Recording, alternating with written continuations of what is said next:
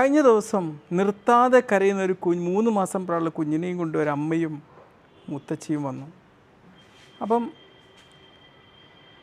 മനസ്സിലായി ഇത് വയറുവേദന കൊണ്ടാണ്. അപ്പം ഞാൻ ചോദിച്ചു, ഈ അമ്മയോട് ചോദിച്ചു, നിങ്ങൾ വ്രതം അനുഷ്ഠിക്കുന്നുണ്ടോ എന്ന് ചോദിച്ചു. ഉണ്ട് എന്ന് പറഞ്ഞു. അപ്പോൾ കുട്ടിയും നോമ്പിലാണില്ലേ എന്ന് ഞാൻ പറഞ്ഞു. കുട്ടിയും വ്രതത്തിലാണില്ലേ എന്ന് പറഞ്ഞു. ആദ്യം തന്നെ ബ്രസ്റ്റ് ഫീഡിങ് സമയത്ത് ഈ വ്രതം കുട്ടിയുടെയോ അല്ലെങ്കിൽ അമ്മയുടെയോ ആരോഗ്യത്തിന് ബാധിക്കുകയാണെങ്കിൽ മതവിധി പ്രകാരം അത് എടുക്കേണ്ടതില്ല. ഞാൻ അതിനെക്കുറിച്ച് കുറച്ചുകൂടി ഡീറ്റെയിൽഡായിട്ടൊക്കെ അതിനോട് ചർച്ച ചെയ്തു. ചർച്ച ഇങ്ങനെ പുരോഗമിക്കുമ്പം ഈ പെൺകുട്ടി പെട്ടെന്ന് എന്നോട് വയലൻ്റായി. എന്താ ഇതൊക്കെ പറയാൻ എന്നുള്ള രീതിയിൽ. മതവിഷയങ്ങൾ പലപ്പോഴും ചർച്ച ചെയ്ത് കഴിഞ്ഞാൽ അത് വലിയൊരു അബദ്ധമാണ്. ഞാൻ എപ്പോഴും ആരോടും ചർച്ച ചെയ്യാൻ ആഗ്രഹിക്കാത്തൊരു കാര്യം എന്ന് പറഞ്ഞാൽ വിഷയങ്ങളും മതസംഘടനാ വിഷയങ്ങളുമാണ്. ഇത്രയും സെൻസിറ്റീവായിട്ടുള്ളൊരു സബ്ജക്റ്റാണ്. ഒരു മനുഷ്യൻ്റെ ഭക്തി ഇല്ലാതാക്കുന്നതും പലപ്പോഴും ഇത്തരം ചർച്ചകളായിരിക്കും. എന്തായാലും ഞാൻ അവരോട് ക്ഷമയൊക്കെ ചോദിച്ചു. സോറി കേട്ടോ എന്നൊക്കെ പറഞ്ഞു. എങ്കിലും ആ കുട്ടിക്ക് അത് വല്ലാതെ വിഷമിച്ചു. വീണ്ടും ഞാൻ സോറി പറയാണ്. ചിലപ്പോൾ നമ്മൾ അങ്ങനെ പറയുമ്പോൾ നമ്മൾ കുട്ടിയുടെ ആരോഗ്യത്തെക്കുറിച്ച് തന്നെയാണ് ഉദ്ദേശിച്ചത്, അതുകൊണ്ട് പറഞ്ഞതാണ്. കുട്ടിക്ക് പെർമിഷനും ഉണ്ടല്ലോ, നിർബന്ധമൊന്നുമില്ല നോമ്പെടുക്കണം എന്നുള്ളത്.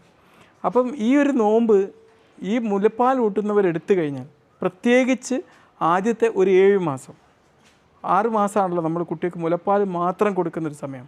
ആ സമയത്ത് കുട്ടിക്ക് കിട്ടുന്ന A to Z ഭക്ഷണം അമ്മയിൽ നിന്നാണ്, അമ്മയുടെ മുലപ്പാലിലൂടെയാണ്. മനസ്സിലായില്ലേ? അപ്പോൾ ആ സമയത്ത് വ്രതം എടുത്തു കഴിഞ്ഞാൽ ശരിയായ രീതിയിൽ ജലാംശം അവിടെ എത്താത്തതുകൊണ്ട് യഥാർത്ഥ രീതിയിൽ മുലപ്പാൽ ഉൽപ്പാദിപ്പിക്കപ്പെടാതെ പോകും. പിന്നെ നമുക്കറിയാം, നമ്മൾ കഴിക്കുന്ന ഭക്ഷണത്തിലൂടെയാണ് കുട്ടിക്ക് വേണ്ട പല ന്യൂട്രിയൻസും ഈ മുലപ്പാലിലൂടെ പാസ് ചെയ്യപ്പെടുന്നത്. അപ്പോൾ അത് പാസ് ചെയ്യപ്പെടണമെങ്കിൽ, അതിൻ്റെ എല്ലാ ആരോഗ്യത്തിലുള്ളൊരു മുലപ്പാൽ ഉൽപ്പാദിപ്പിക്കപ്പെടണമെങ്കിൽ മതിയായ ന്യൂട്രിയൻസ് കിട്ടിയിരിക്കണം. ഇപ്പോൾ മുലപ്പാൽ കൊടുക്കാത്തൊരു കുട്ടിയാണെങ്കിൽ ചിലപ്പോൾ അവർക്ക് സപ്ലിമെൻ്റ് രൂപത്തിൽ അവർക്ക് ആ ഇതിലൂടെ അത് കൊടുക്കുന്നുണ്ടാവും. പക്ഷേ ഇത്തരം കുട്ടികൾക്ക് അത് കിട്ടേണ്ട ആവശ്യമുണ്ട്. അപ്പോൾ അത് മുലപ്പാൽ ഊട്ടുന്ന അമ്മ കഴിക്കുന്ന ഭക്ഷണത്തിലൂടെയാണ് കിട്ടുക. അപ്പോൾ യഥാർത്ഥ രീതിയിൽ പോഷകസമ്പന്നമായ സംഭവം എത്തിയിട്ടില്ല, എന്തായിരിക്കും അത് കുട്ടിയോട് ചെയ്യുന്ന വലിയൊരു ക്രൂരതയായിട്ട് പ്രവർത്തിക്കും. അപ്പോൾ ഞാൻ കുറച്ച് സ്ട്രിക്റ്റായിട്ട് അതിനോട് പറഞ്ഞു പോയി, നിങ്ങളിത് ചെയ്യരുത്. ഇപ്പം നിങ്ങൾക്കത് കഴിഞ്ഞ് മുമ്പ് വീട്ടിൽ വിടാമല്ലോ, ഇനി അതല്ലെങ്കിൽ നിങ്ങൾക്ക് ഇത് കുറച്ച് പാവപ്പെട്ടവർക്ക് ഭക്ഷണം കൊടുത്തിട്ട് വിടാലോ എന്നൊക്കെ ഞാൻ പറഞ്ഞു. അപ്പോഴാണത് വിഷമിച്ച് ഇതായത്.